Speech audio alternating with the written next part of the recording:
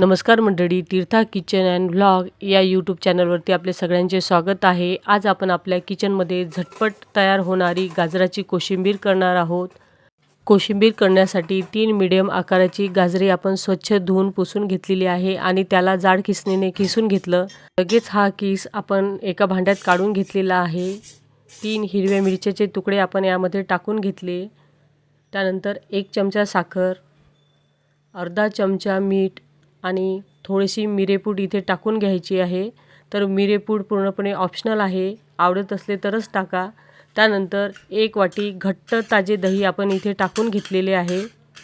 लगेच त्यावर हिरवीगार कोथिंबीर घालून घ्यायची आणि हे सर्व साहित्य आपल्याला चमच्याने चांगले एकजीव करून घ्यायचं आहे।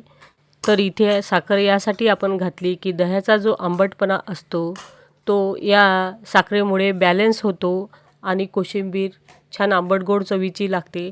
तर अशा पद्धतीची कोशिंबीर नक्की तुम्ही करून पहा। धन्यवाद।